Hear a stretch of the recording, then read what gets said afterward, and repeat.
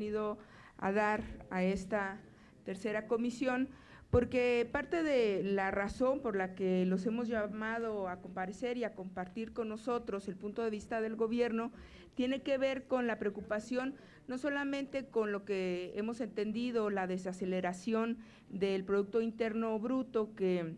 bueno, pues en 2014 creció apenas el 1.9%, sino por varios cuestionamientos que tienen que ver específicamente con el tema del petróleo. Y creo que la primera duda que tenemos los mexicanos es cómo después del encuentro que ha habido entre el presidente Peña Nieto y el presidente Obama, y bajo qué lógica, más allá del tema de que México ahora nos puede asegurar su producción de petróleo,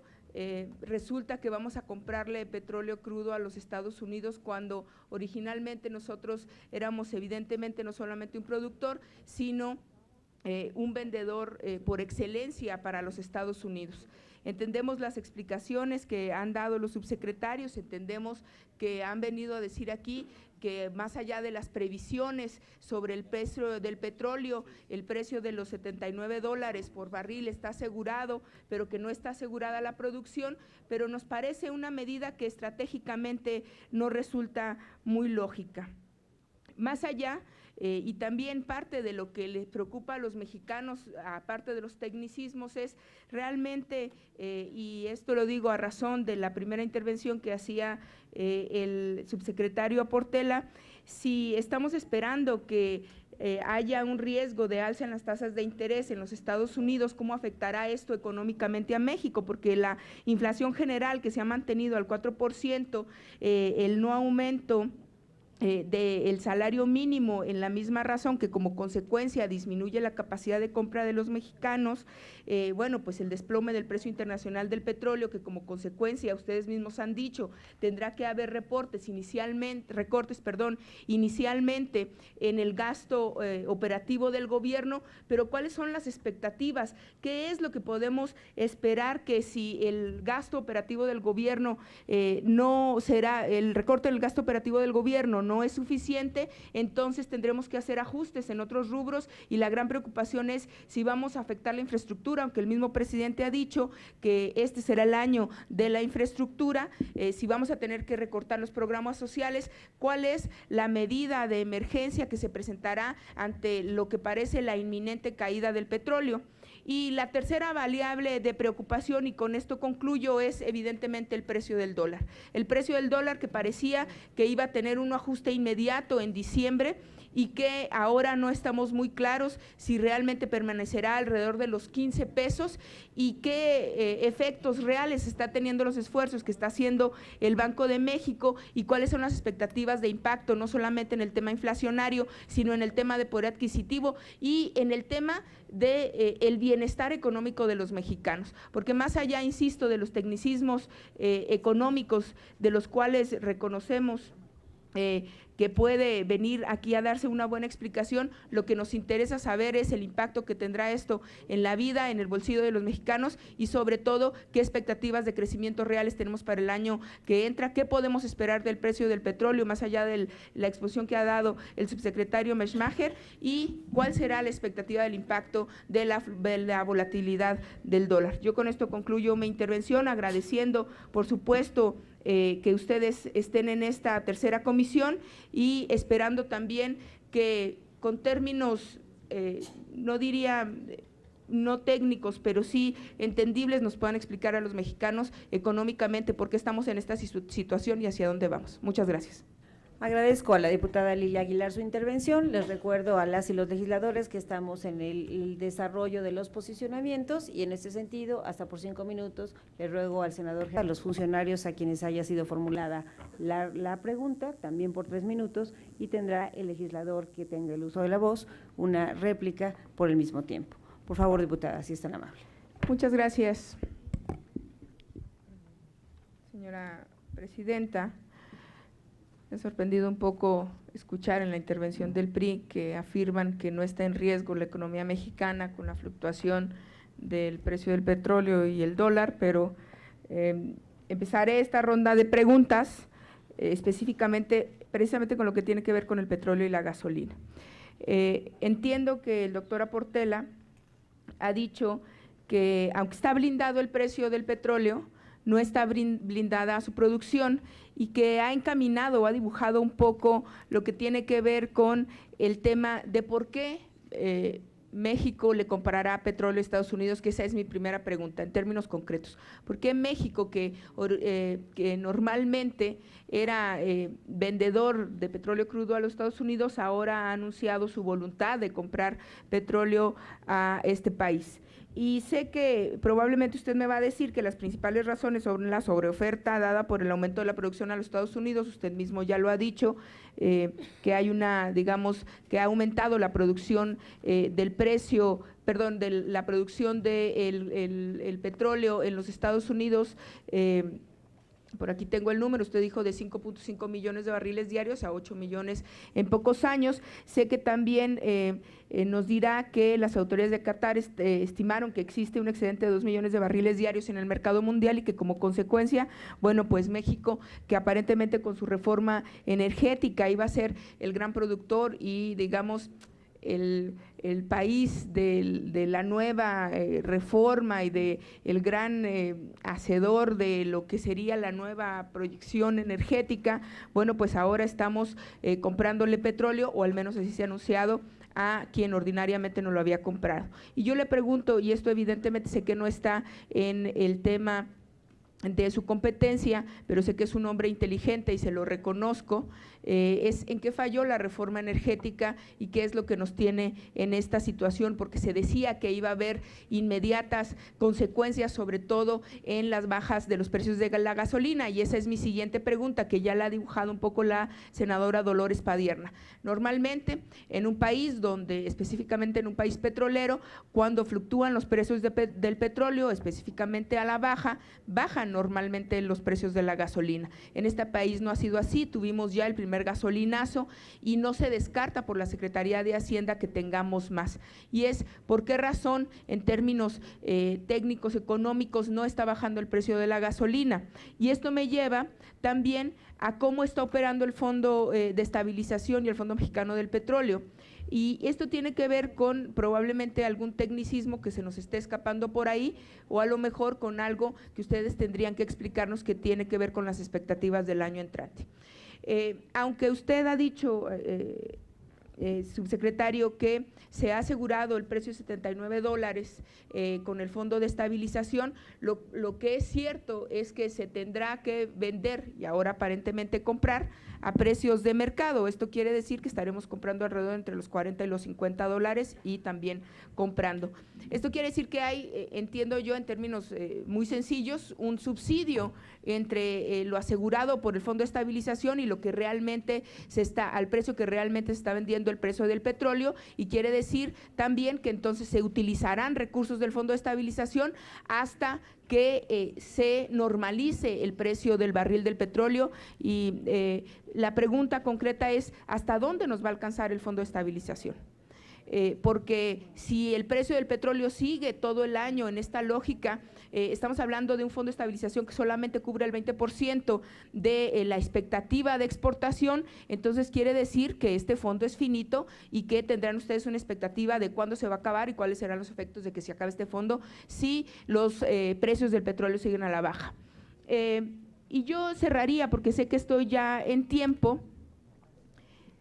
preguntando, no les voy a preguntar porque evidentemente, como se ha dicho aquí de manera correcta, no son adivinos,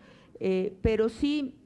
insisto, reconociendo la capacidad, sobre todo de mi amigo el doctor Portela, al que conozco y sé que tiene gran honestidad intelectual en este tema, ¿cuáles son las expectativas en el tema del precio del petróleo? ¿Cuáles son las expectativas de afectación que esto va a tener en la economía mexicana, que era lo que tenía que ver mi primera intervención? Porque más allá aquí de hacer señalamientos, la realidad económica está ahí, los números están ahí, y eso quiere decir que como consecuencia el tema del petróleo no solamente afectará a la gasolina, sino que también afectará el día a día de los mexicanos, y a mí me interesa saber cómo afectará esto el bienestar, los precios, la inflación y en general las variables económicas. Muchas gracias. Gracias, diputada. Por favor, señores subsecretarios. Con su venia, señora presidenta. Muchísimas gracias por sus preguntas, diputado. Yo creo que son temas muy importantes y muy oportunos sobre los cuales usted está preguntando. Con respecto a su primer pregunta sobre la posible compra de petróleo a los Estados Unidos, en primer lugar, creo que vale la pena enfatizar que a nivel agregado seguimos siendo exportadores netos de petróleo y vamos a seguir siendo exportadores netos de petróleo a Estados Unidos. Sin embargo, como usted menciona correctamente, sí se ha mencionado la posibilidad de comprar ciertos tipos de crudo provenientes, puede ser de Estados Unidos o puede ser provenientes de otros lugares.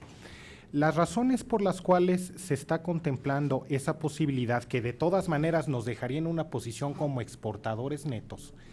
tiene que ver con las especificaciones que existen en las refinerías. Por razones técnicas, las refinerías típicamente no pueden procesar cualquier tipo de crudo.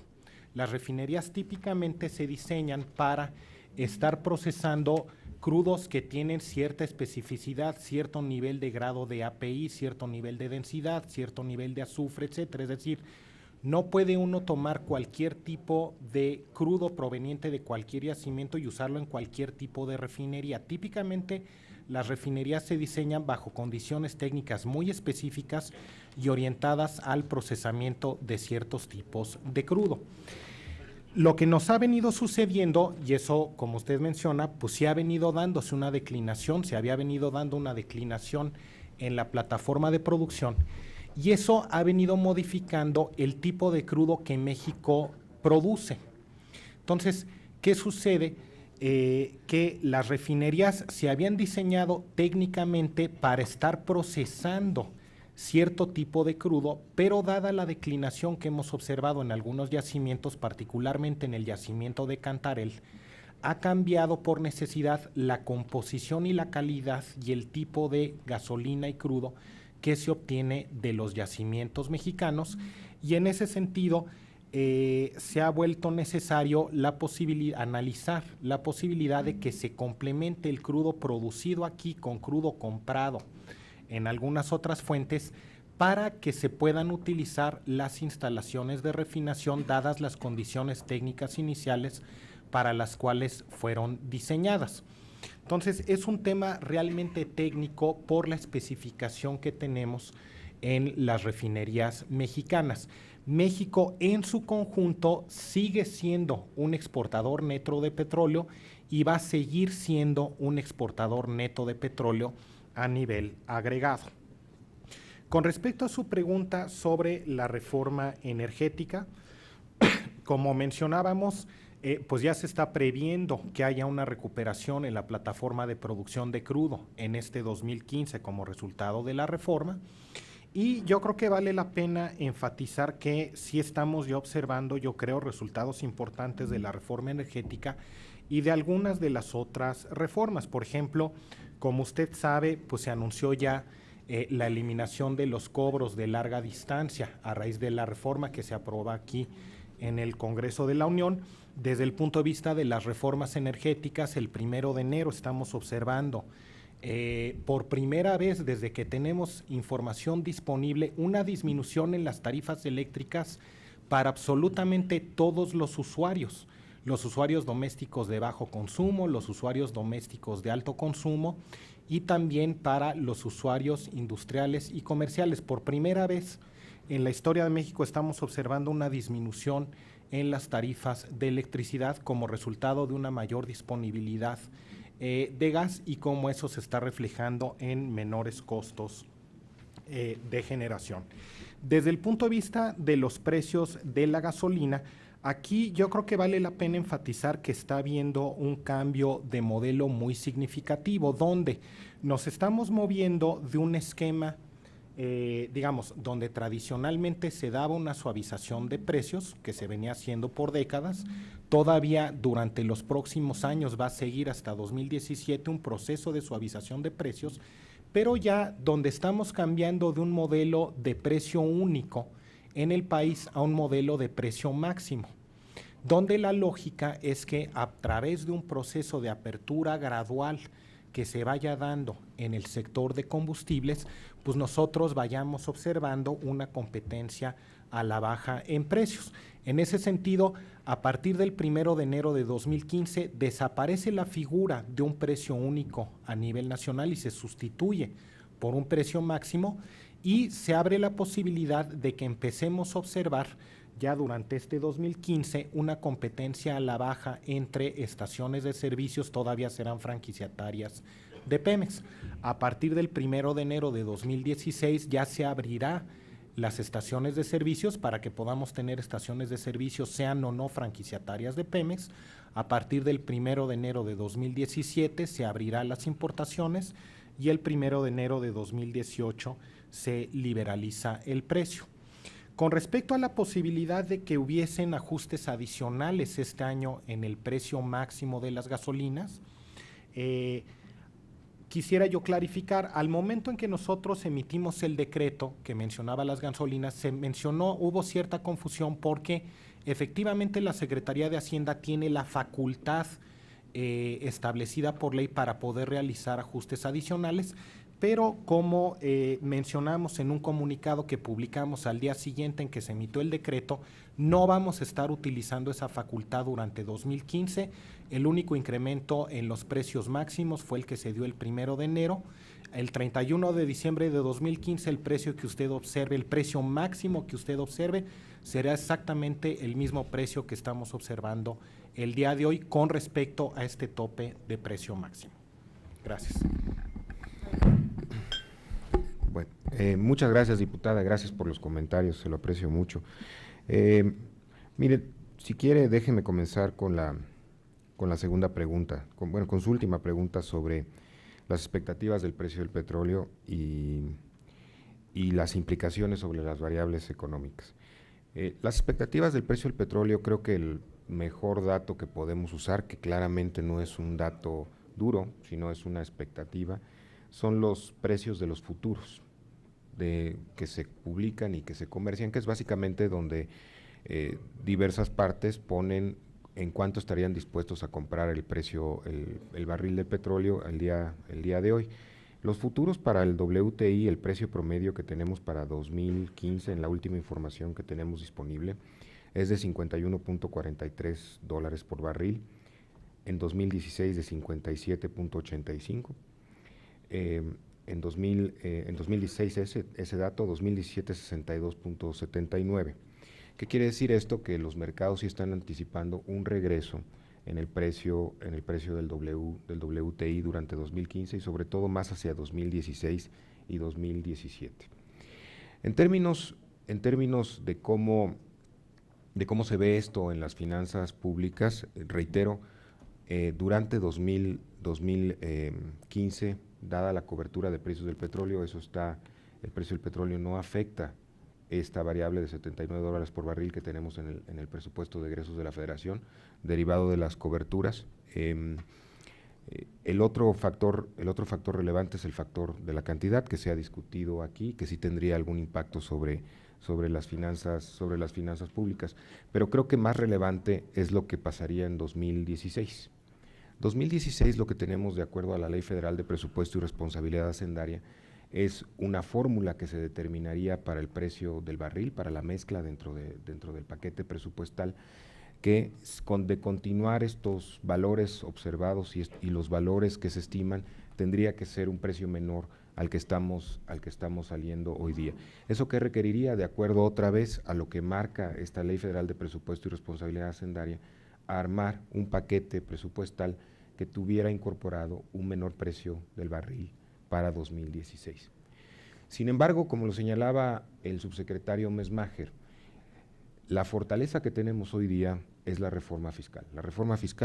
hacendaria, lo que nos hace es darnos mayores espacios para poder enfrentar precisamente estos choques negativos que tenemos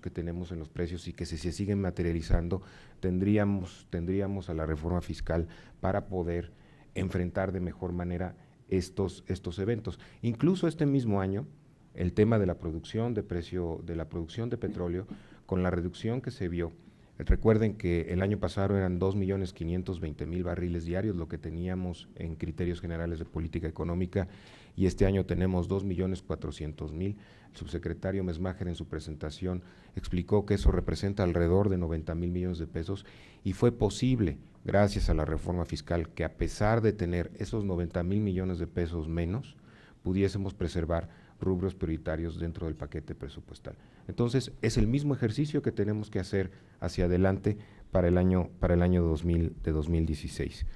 La segunda pregunta era ¿cuántos recursos tendría el Fondo de Estabilización de los Ingresos Petroleros? Al cierre de 2014 el fondo contaba con 36.000 millones de pesos. Estos 36.000 millones de pesos no incluyen la subcuenta de los $2.6 por barril, es decir, es lo que tenemos libre al cierre del año pasado, y durante este año, de acuerdo al presupuesto, se le abonarán a este fondo 16.000 millones de pesos. ¿Qué quiere decir? Que para el cierre,